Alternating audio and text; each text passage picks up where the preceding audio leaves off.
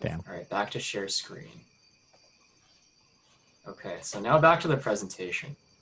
So I guess I'm just going to be talking about some of like the high-level ideas of why you would want to work on a side project.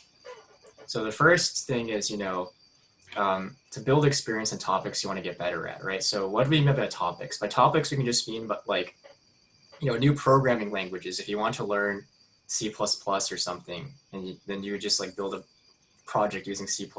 Or if you see like a new library, right? Like let's say you've been, playing around with HTML, CSS, and you see that everybody's using this thing called React.js, and you're like, why is everybody doing this? I want to play with it and see if it's, why it's useful, right? And another reason why you might want to make side projects is to make your resume more appealing to recruiters, right? One of the biggest problems that freshmen face when they're recruiting for internships is like the stuff you did in high school doesn't really matter anymore once you come into college, right? So you need to start like filling your resume with stuff that's not just like I was president of debate club in high school or something, right? And a side project is an excellent addition to any resume for someone who's seeking a job in software engineering. It demonstrates your capabilities and whatever technologies you've chosen to do a side project, and shows off your creativity, problem solving, etc. Yeah, so just going off of that bit, like a lot of applicants surprisingly have like no idea how to code. And a lot of people who do know how to code only know how to do LeetCode. So like some recruiters definitely do look at your side projects to make sure that you actually have some ability to do the job you will do as a software engineering intern.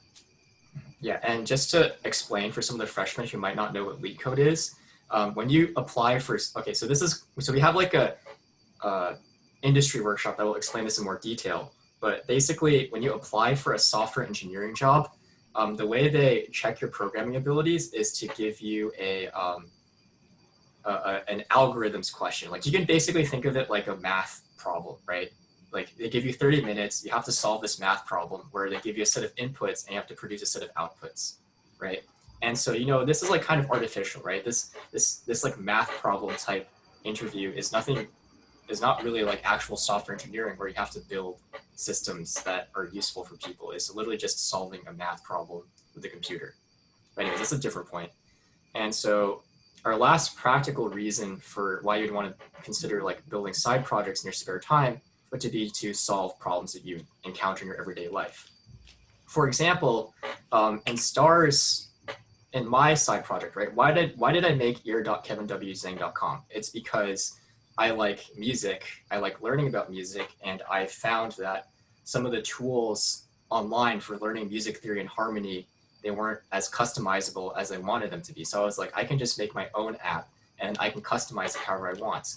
And for Starr, he wanted to see like how the players stacked up against each other. He wanted to see like what Smash players are better than the others, so he created StatSmash.io. Yeah. But I think probably the most important like reason for building side projects is just because it's fun, right? Like a lot of people like if you want to get into CS, it really helps if you find CS fun, right? It's like much easier to do something if you think it's fun. And side projects are a great way to find things that inspire you to make coding fun. Yeah, a point to add on to that, I also think a good point for side projects is also when you just want to get into something. So what I mean by that is a lot of the time it's very difficult to learn about topics that aren't really taught in classes. So it's really, I think, one of the best ways to learn about something that like is either an internship, but there's kind of the catch-22 of to get the internship, you need the experience already. So that leaves side projects. So in my case, I wanted to learn a lot about self-driving cars. So I ended up making this robot to teach myself all of the like basics of what goes into that. And it's really valuable in that sense. Okay. And so now, hopefully you guys are all motivated to, start building side projects. How do you actually find ideas in the first place? So like was mentioned before, one thing is maybe it solves like a problem you encounter, right? So I don't know, one trivial example is like I need to find all the boba shops in like a 10-meter radius. I need to rank them. You could like build a web app for that or something, right? And you know, the second point is just like a way to do the first one. Like, yeah, it's hard to like keep like problems in mind. So it's good to just like write down, okay, this is something that I could work on. Just like as a niche that hasn't been filled yet. Yeah, exactly, right? Like maybe like sometimes if you're just like, okay, I need to build a side project now, it's hard to like instantly come up with projects, right? But you know, as you live your life, as you like work more and more with technology, you'll eventually get frustrated by something, right? Like everybody has had that moment where it's like, oh, this piece of technology sucks. I wish it was better in XYZ ways. And then if you have that moment, just like write it down or like find some way to keep onto it, because that will hopefully be like fuel in some sense for your next side project, right? And so another way of finding side project ideas is to look into topics you think are cool, right? So this is like just like read technical articles, and I'll post one of my favorite sites for this. It's called Hacker News. Right, so Hacker News is like an aggregator for a bunch of really cool articles about tech and stuff. And you know, they'll post a lot about technologies, they'll post a lot about opportunities, and as you read these things and as you remember them, you'll be like, I saw that thing that guy built was really cool, right? Like maybe somebody built something like a ray tracer that you thought was really cool, something that rendered graphics was really cool. It's like, I want to build something like that too, but I want to like modify it somehow, or I want to make it different. And that could be like another source of side project ideas.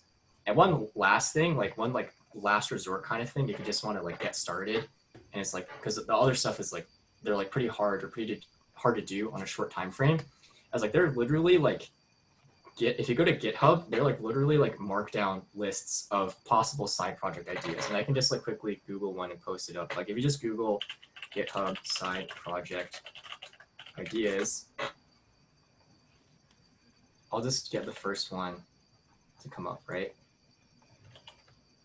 Like you don't have to like use this list, or you don't have to do any projects from this list, but this is just like an example of like just like a repository of like different things that you could work on, different things you could modify or like hack on. Yeah, I think another suggestion onto GitHub is for more specific like subtopics. So something like machine learning, or maybe like computer security. If you find that you're into something like that, there are things like Kaggle or Capture the Flag, which are like competitions that you can submit to, and a lot of the time you can win something, but there's lots of ones that are easier and mostly for knowledge that you can get started with. So they're both pretty beginner friendly, but also the highest ceiling to go towards, and you can build skills through that. Yeah.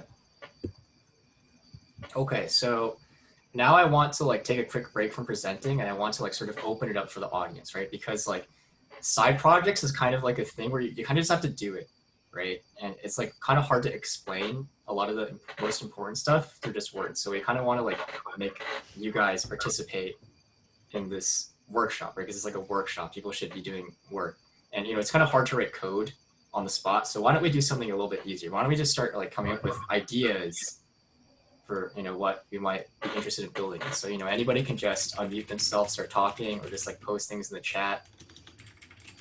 If anybody wants to like,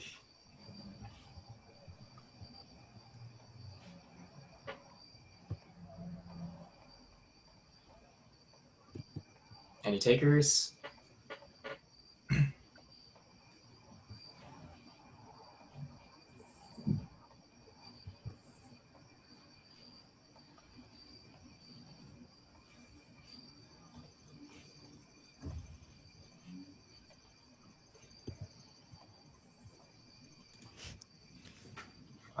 This is kind of nobody has any billion-dollar ideas that they want to give me. Oh, someone says the next Facebook. And I think building off that, like, I mean, when we were hosting this event, at the beginning of the event, one thing I was complaining about to these guys was Facebook changed how they did the design. They changed the UI, right? So, I mean, even if no one uses it, you could say, okay, how do you like, this is not obviously not going to be next Facebook, but I want to build a social network, right? That like is like a semi-minimal social network right? That like is maintains some amount of privacy, where like I can kind of post things and talk to people anonymously, but also build up a profile, right? That of like things that I've posted, right? But it's still, instead of functioning something like Reddit, which is like anonymous and I can make posts, it's like a typical social network. So we can. I mean, ideas don't have to be like unique. That's a big thing. Like, you don't have to make something that's unique at all. You can just make something that's already okay. Oh, very good. We have one idea in chat from Charles Bing. When I was applying to colleges, I was thinking about a website that suggests what college to apply ED to based on admit rates, your own estimated utility from getting into each college. Yeah, that's a great idea, right? That's something that, you know, solves a problem that you might have faced and many other people might have faced. And, you know, that's also an idea that has like a lot of potential in the sense that like you can keep building on it, right? There's no set goal, which I think is one thing that differentiates side projects from school projects. In school projects, there's kind of a defined endpoint. You do the project, you get the grade, and you forget about it, right? But with a side project, you can just like keep adding more onto it as more ideas come up, right? Like, you know, you say your estimated utility from getting into each college. Well, what does estimated utility consist of? You can start thinking of, okay, well, let's look at, you know, financial aid. Let's look at, you know, strength in different majors. It's like so many different factors you could consider. And it would be like a pretty fun to sort of like try to figure out what is actually important to high school students. Does that make sense? Yeah, and there's like also that idea. I think there's a lot of like possibility for learning as well. It's like you could even like start learning things like web crawling, which is like basically looking on websites for information, or you could learn even probably some like probability theory through like maybe estimating like the percent chance you have based on some of your stats of getting into something.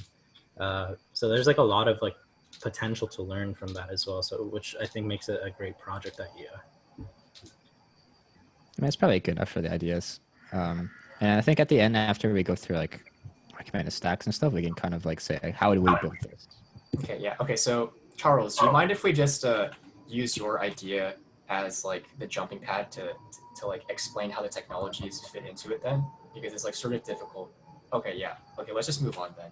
So design prototyping, I think Starr can sort of like take over. Starr and Bassam can take over for this segment.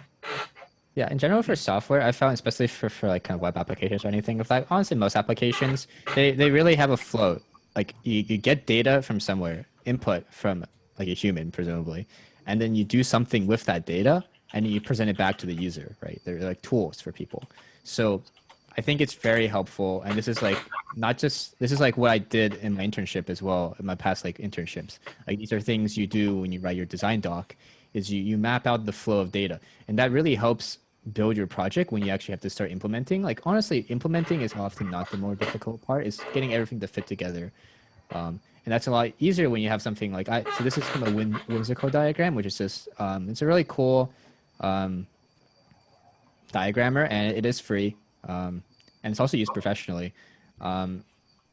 If you just map out the flow of data, usually you can just fit everything from there. And that's for software. So Bassam can talk more about hardware. Yeah, so hardware is kind of a different idea. So when I was working on more hardware related things, I come from like a background of software, so I didn't have too much of an understanding of hardware to begin with. But when I was thinking about the whole project to begin with, I had to keep in mind what was possible on hardware. So that meant like when I was designing, for example, like a object detection module part of my project, I couldn't make something that was way too accurate because that would take a lot of compute power, which was too much for my little robot thing. So I had to make sure that like I kept it to a minimum.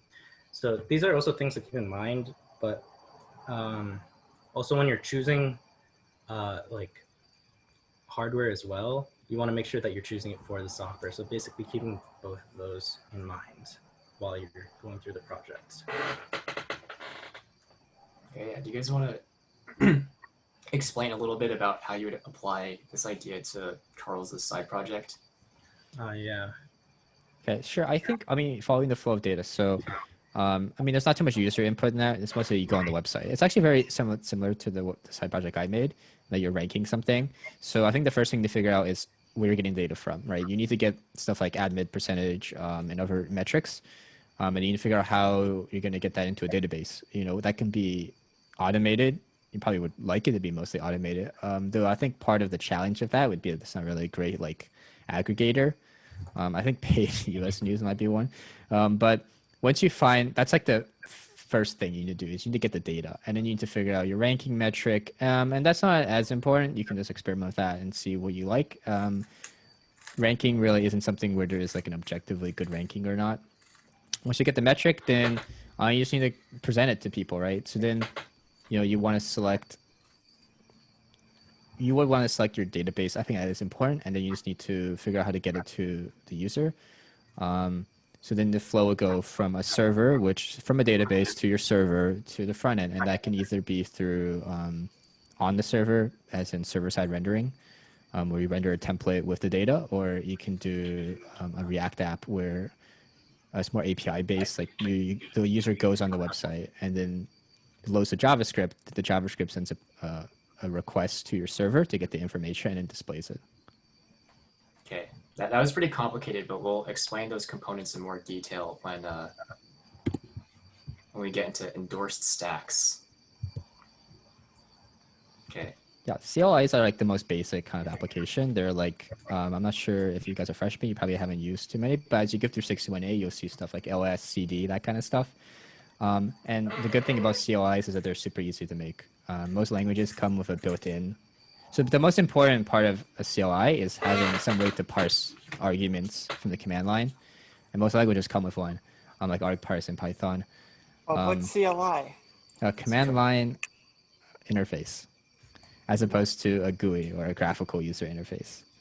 And I think it's often useful to build CLI. Let me just show them what it looks like.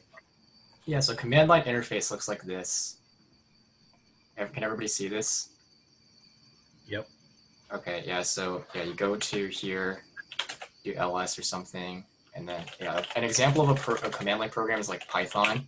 You type in Python 3, you hit enter, it runs the program. You can like do math and stuff. Yeah, it's basically a command line program. Yeah, I mean they're like legit, programs that are all CLI.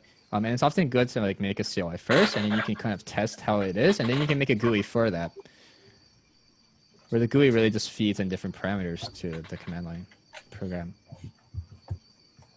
Okay, next. Okay, next. Desktop GUIs. I mean, like these are like for like things boomers make. So there are a couple of like traditional, quote unquote traditional cross-platform, because you want to support like Windows and macOS and Linux at the same time, like GTK, Qt, WX widgets. A lot of them are like really old, especially GTK. It's like GTK is by far has the most bindings, so like any language you think of, you can use GTK in it. And I don't know what GTK stands for. It's like GNU. It's for the GNU. It's for the GNU. But it's like, okay, the real talk, like GTK is awful. Coding in it is like walking on nails. Qt is probably the best out of them, but there's like a licensing FUD, like if you have to pay, if it's not open source. Which is why a lot of people use Electron. And you know what? I'm going to say Electron, especially if your app is not going to be open for super long, it's like whatever. People have RAM. It looks cool. It looks nice. Big companies use it. There's a reason they use it. It's because it works really well on all platforms really quickly. I just want to interject for a second. Electron is a thing that Slack is built on, and I think Discord is also built on Electron, right? Well, to explain more about what Electron is, it's literally Google Chrome. Like you package Google Chrome with your program and you make a web app, basically. Yeah, which makes it easy to develop, but also slow. So like if you're using a big, like it's good for personal projects in that regard. I mean, it's good for a big. I mean, honestly, at this point, fuck it. Everyone uses Electron. It's just reality. There's also some new up-and-comers, Flutter and React Native. Those are both like mobile frameworks, and they have recently come to desktop, promising being faster than Electron, but also not being as painful as GTK. Okay, so apps are cool. Everyone wants to make mobile apps. And for mobile apps, unlike with Windows app, with desktop GUIs, I would really suggest going native first if possible. So both iOS and Android have like very mature SDKs or software development kits, basically like the way Apple and Google want you to make apps with Android Studio and Xcode. And there's like, if you Google this, there's tons of tutorials. And in terms of choosing which platform, like Android is the majority market share, but iOS apps tend to make more money because no one likes spending money on Android, I guess. I don't know. It's a thing. Additionally, if you do want to do cross-platform, I think at this point I would suggest using React Native or Flutter. Big apps like Airbnb use it. It is not Electron. Like it uses JavaScript, but it is still native as it suggests.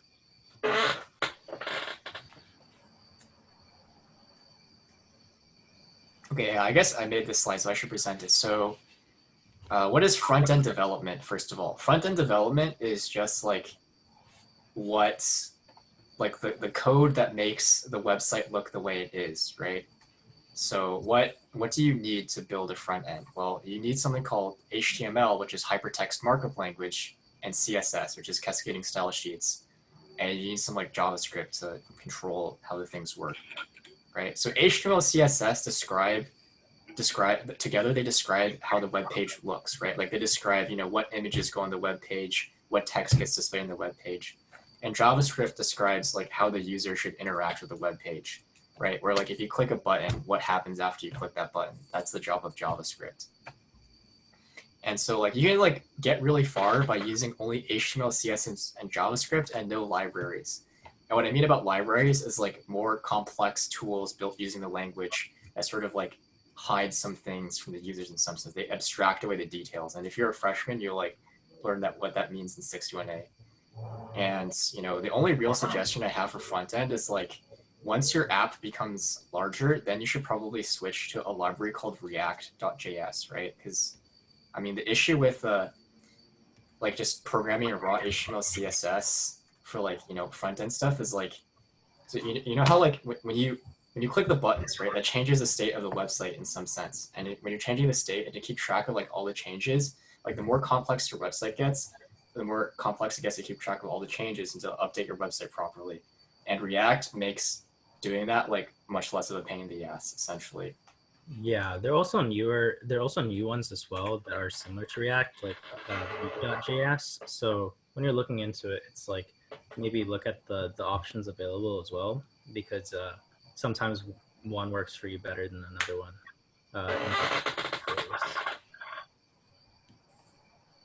I guess for the backend, it's like one of the longer slides because a lot of things can have backends. Like we talk about websites, but not apps. Wait, Starr, can you explain what like the backend means first? So backend, I mean, it's like an iceberg, right? There's the part that's above the water, the part that people see, which is usually in the context of websites, like the web page, and then there's the backend, which is like all the other things. Usually it contains a database, and you send requests to it, and it gives you back things. So for example, on Facebook, like the actual web page you see on your web browser, that's the front end. And when you log on, it sends a request to Facebook first with your authentication token to make sure that you're logged in. Once it gets that, then it'll spit you back your feed, for instance. So for websites, I would really suggest on Rails frameworks. That's like Django or Ruby on Rails or Laravel if you're still using PHP in 2020. So these like dictate a lot of things. They dictate like where you put your folders, how you do everything. And like, despite that kind of sounding restrictive, it allows you to develop incredibly quickly because it gives you so many hard things for free, like authentication or a database or more object relation mapping for free. And some of the biggest companies in the world are running on Rails, like GitHub or Uber, for instance. Like oftentimes, even though it might not be efficient or you might have to fight it sometimes, the speed it gives you is unparalleled. On the other hand, sometimes your website, so on Rails frameworks are they're really good for if you're making like a traditional website. Like a website which has basically the server spits out HTML to the website, to your browser, which is formatted with all the data. Oftentimes now we have like more API first projects or websites, often, especially for like if your front end is like an app or a GUI instead, And for those, if you just want an API or an application program interface, I think, basically that's going to more look like you're going to have like, say, like for on my website, there's statsmash.io/API/elo. And if you make a GET request to that, it will spit you back a list by default of the top 50. And then you can change parameters so that you can get, say, 50 to 100 or just 20, etc. For that, you know, there are lighter frameworks like Flask or Sinatra Express. Or really, there's like a billion things. Graph plug Golang. Golang is Golang was made by Google for kind of this purpose. But basically, servers you can make in anything pretty much. And I'll just say, don't worry about speed. Really, I mean, honestly, speed is like really the last thing you should worry about. Golang is fast, but in most cases, it's probably not a problem. So next thing a lot of people have challenge with. So lighter frameworks are better for API first because basically, because Django comes with all this crap. Like it comes with a templating language. It comes with like this really complicated oh, sorry, there's a admin question in interface. chat. Yeah, I'm answering that first. Oh, so like Django comes with like an admin panel, for instance, and you might not need that if all you want to do is you don't even have a website. You just have this like these like URLs that you send what you call HTTP requests to. Like you don't need all the other crap. And it might even be restrictive because Django forces you, for instance, to make a template folder for every like kind of address. For every app. Yeah. For every app, yeah. So the next thing that beginners might find difficult is like, where do I even put this crap? So I would suggest a basic virtual private server. I mean, it's like basically a server. No one buys like physical servers and then puts them in their basement anymore. Like that's like not a thing that happens. So basically these are like VMs. You don't need to know what that means. Basically you pay money, pay like $5 a buck for them, and they give you a server that you can SSH into, which we'll learn more about in class. But DigitalOcean and Linode are pretty common ones. They work fine, no problems. I've used both. And you know, you might have heard like AWS, Azure, and Google Cloud. Those are great if you have a company and you need to have big scaling issues, and you also want to have like AWS gives you a lot of services that integrate together very well. But I would say one problem is that first of all, they're a little scary. Like if your AWS key gets stolen, there are literally like bots that scan for AWS keys, and if someone steals it, then they'll probably like run a Bitcoin miner on it, and you'll wake up to a $2,000 bill. Whereas with a VPS, it's just billed monthly. $5 a month. If you use too many resources, it doesn't keep growing. It just crashes, right? Also, as a final note, if you're one of the machine learners, you want to do some neural network stuff, the CSUA has a GPU cluster called Latte, and if you join the CSUA, make an account, then all users have SSH access to Latte. And honestly, it's like obviously it's free. It's way cheaper than paying for a GPU on AWS or Google Cloud. When you need to deploy that, then you can't really deploy from Latte, unfortunately. But like inference or like getting a prediction from data is a lot cheaper computationally than training. So usually it'll be fine to train it on Latte and then do something else. Another plug for CSUA resources that we have to like kind of help you guys. We do have a web server, so if you want to host a website, contact us.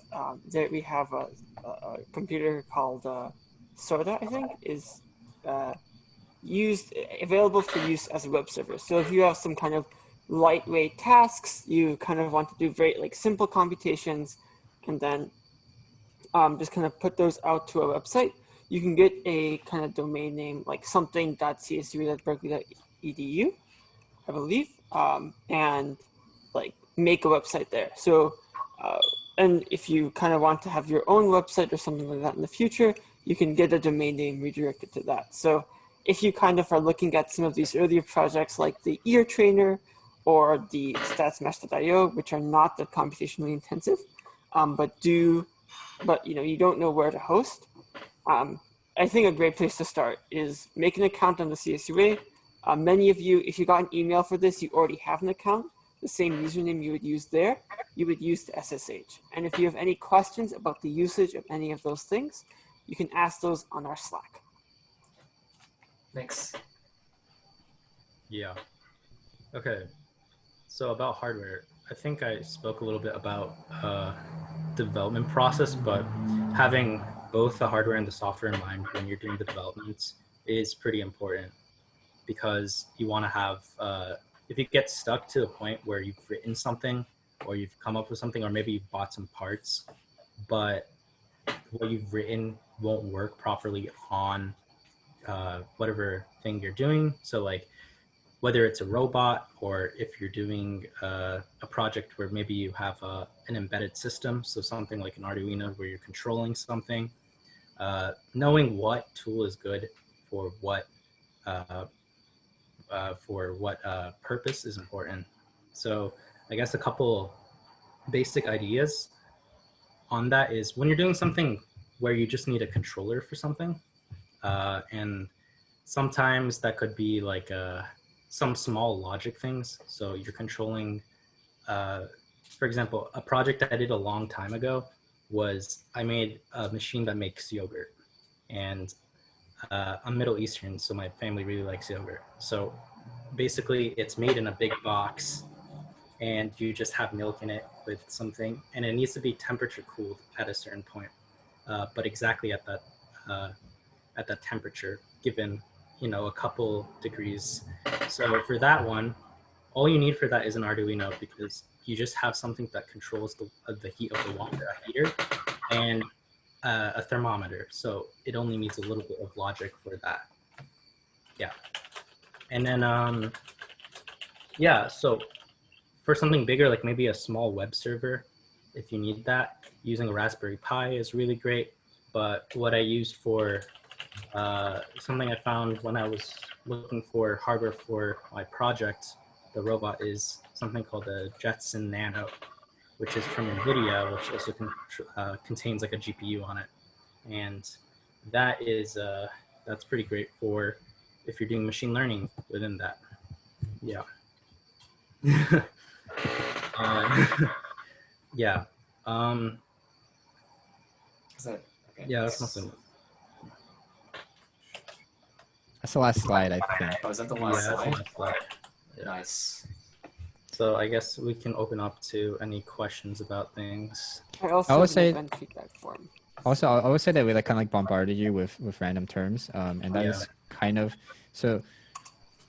You know, obviously it's probably impossible to remember everything, but hopefully you can at least remember like the terms, so you can Google them and learn more about them. Because it's very difficult when you don't even know what to search on Google to find what you want to do. Yeah, I can also post the link to the slides so everybody can have it available. So does anyone have any questions? It doesn't have to be even about the topic. I just want to talk about something.